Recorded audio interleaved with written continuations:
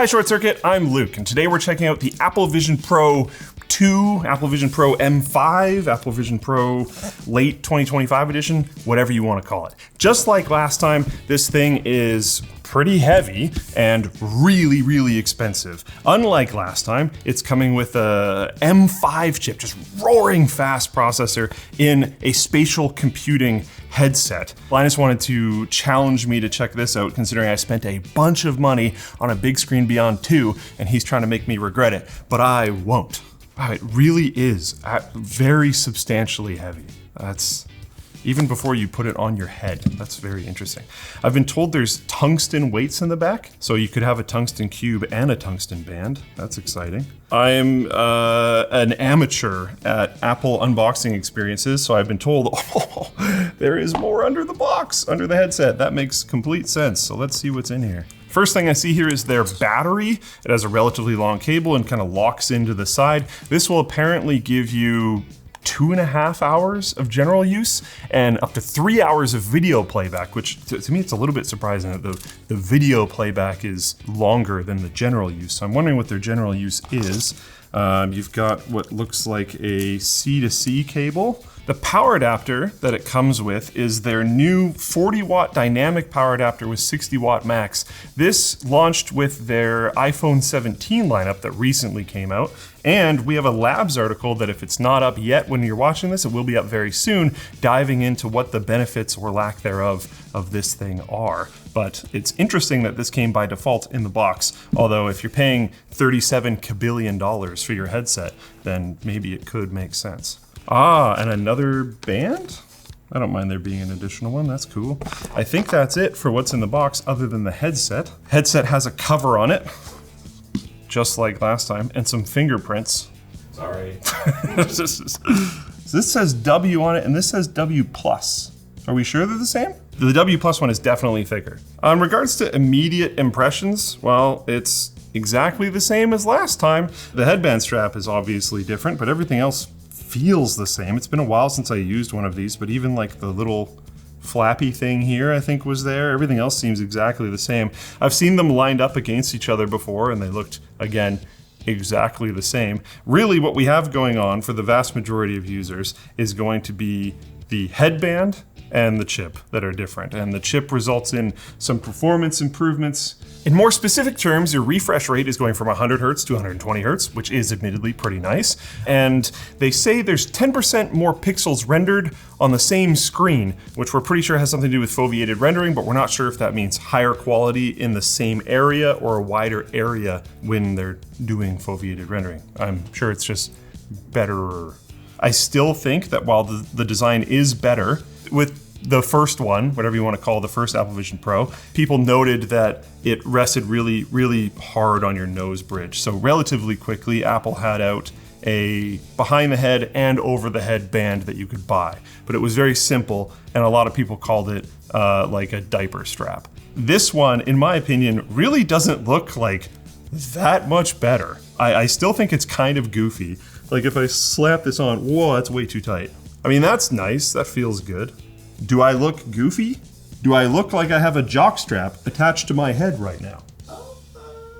Yeah, I don't have a lot to say because if you've seen any video on the first one, if you're watching this, you're probably aware of the first one. The first one had a lot more attention, a lot more fanfare, and it looks exactly the same. And if I do this and I put them beside each other, there's like really no way that you could tell externally, as far as my understanding goes. And as far as my understanding goes, I think you can buy these for $100. Yeah, so you can buy one of these for $100 and strap this tungsten jock strap to your older Gen 1 Apple Vision Pro. Or if you're out there and you want one of these, but they're really just too darn expensive, which is super valid, maybe you might be able to find some bro selling his Apple Vision Pro original version, Gen 1 Alpha, and just buy one of the better straps to attach onto it. Because I have heard that on the secondhand market, the Gen 1s are going for like $2,000 sometimes. And then I'm not sure, but I'm assuming you can buy new versions of these faceplate mount things as well. So you could freshen up the parts that are actually going to come in contact with you, and then still have a very impressive spatial computing device that you can use at home. Maybe it doesn't have the fantastic new M5 chip in it, and maybe your experience will be a little bit worse for wear because of that, but you're probably still saving like a lot of money. So that is almost like the coolest part about this, without having used it yet. But I think now it's time to dive into the actual user experience. But not before I tell you about our sponsor. Thanks to DeleteMe for sponsoring this video. Add another layer of online protection with DeleteMe's data removal service. They'll take your unique identifiers like email addresses and phone numbers and send removal requests to data brokers that may be selling them to bad actors trying to scam or spam you with unsolicited communication. Plus, with their family plans, your loved ones can receive DeleteMe's protection too, with each person getting their own data sheet showing what information was removed and from where. Head over to joindeleteme.com/shortcircuit and get 20% off a data protection plan today. The pass-through camera is just as impressive as it was last time, which is impressive, but just as impressive as it was last time. When putting on Vision Pro, position the lower strap on the back of your head. Dude, it's fascinating that they tell you how to put it on after it's on your head. So this, I can already tell that where I'm looking, and I can use my head to look, or I can use my eyes to look, is like selecting the button. But it hasn't indicated to me how to select the button. I'm assuming I just do that. Yep. Which is, the fact that I was able to assume that is pretty sick. I did use this one time on WAN Show a long time ago, like when it launched, basically. But other than that, I haven't, so that is clearly quite intuitive. Hold your hands up and look at them. Spread your fingers apart. See, that's such a sweet experience. I'm moving a window right now. Up, down, left, right, and further away from me and closer to me, all just with this. And it feels not so distinct from Magic, which is one of the just really killer experiences of this headset. I can read it, but it doesn't seem very, like I'd really rather not. It's just way better than alternatives. Like the Quest 3, it is rough. I could totally see that. Like I can actually make these words out on like a not enlarged Google Docs script. It's like a little painful, but I can do it. I wouldn't want to read this entire document this way. I would rather take the headset off or open it in here. But if I like got a text message, I could see what the text message was without taking the headset off, the spatial computing device off, and that's cool. I will say, just immediately after having had it on for a little while now, I kind of forgot about the setup and have just been able to focus on the more digital experience instead of the hardware experience. And I think that speaks decent volumes to the headband being significantly better, because I remember last time it resting on my nose and it resting on realistically everyone else's nose was a frustrating part of the experience. And right now I haven't even thought about that at all this whole time. It, again, doesn't feel light, but I do actually think the tungsten weighting in the band in the back was worth it, to the point where the added weight I don't think is going to ultimately be that much of an issue, and I'm very happy with the distribution of weight change that happened. You're sitting over there with just the behind the headband. How's your experience currently? It does feel like you have to constantly adjust it up a little bit. Like it slides down. Yeah, I'm having none of that at all. That feels like a solved problem with this band, I will say. As a deep YouTube enjoyer, the fact that there's no like official YouTube app on here is rough. I don't know if they're hoping like Apple TV just does way better, because Apple TV is clearly like the first thing in the top corner. And if you've spent this much money on an Apple device, you're decently likely to have Apple TV, but it is not the same. I need my YouTubes. The first app I see in the App Store having 2 reviews is interesting for sure. You can also try turning on your environment. Turn on my environment?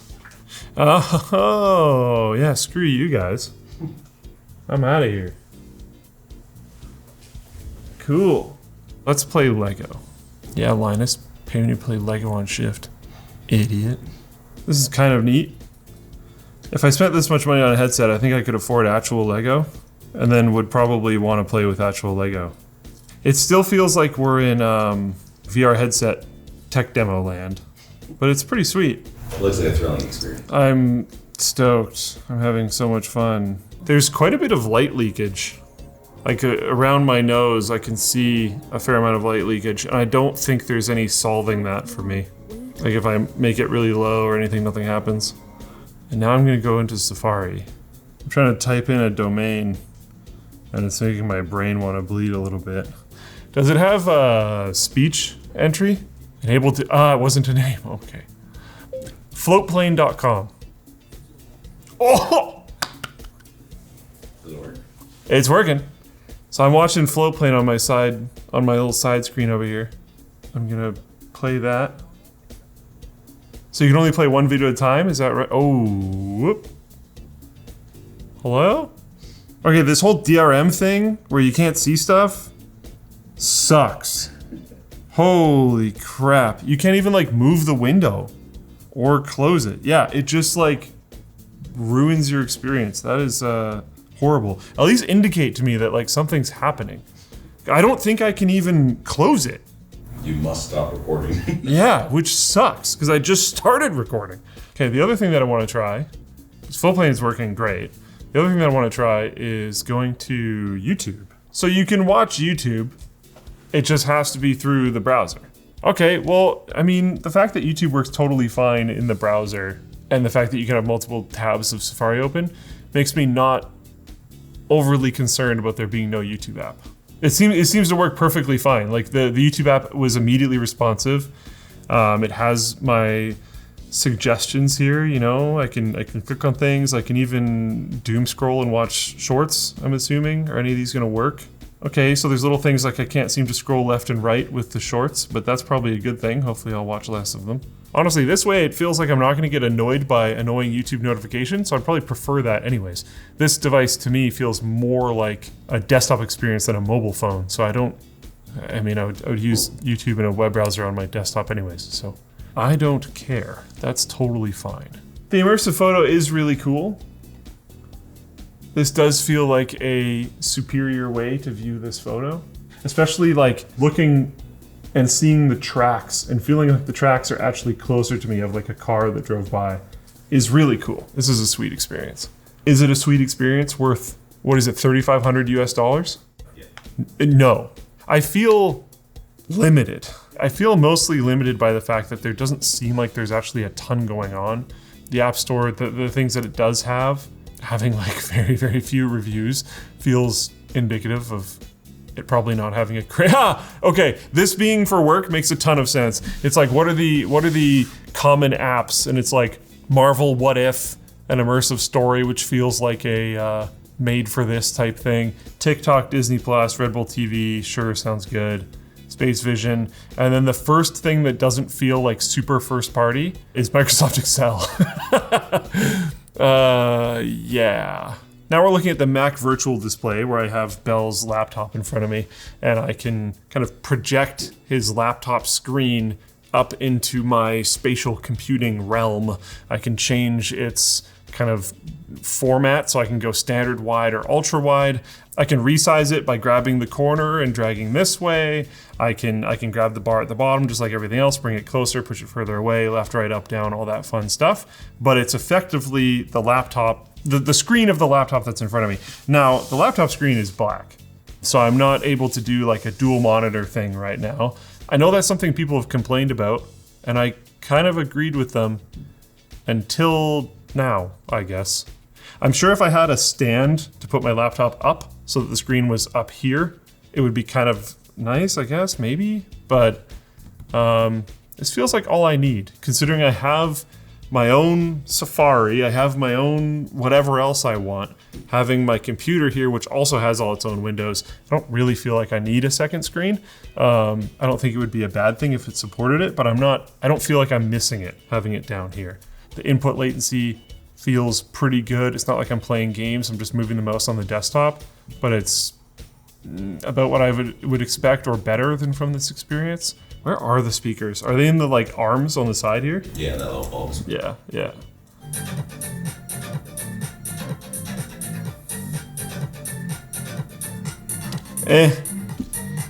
I felt better about it when the song first started, but once it kind of got into it and we had bass introduced, it felt worse.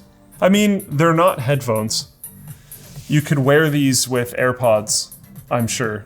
You could pair AirPods to it. Yeah, so you could get a better sounding experience for not needing to put something in your ears or even on your ears covering it. It's pretty good. I didn't exactly expect crazy bass. This is probably better bass than I honestly expected. It's just not like an incredible listening experience or anything. If I was spending a ton of time on planes when I kind of really needed to get work done, I could really see getting a productivity boost out of this, and I could see that being worth it for some people. Like, I think I understand the device. If you're a super enthusiast Apple adopter and you just want to try everything that they do, and you're into bleeding edge new type of tech, and you have a bucket of cash that you don't mind throwing in the ocean, it's cool. It's just for so many people it makes no sense, which is I think where I get stuck, at least, is this is a product for a very, very small amount of people.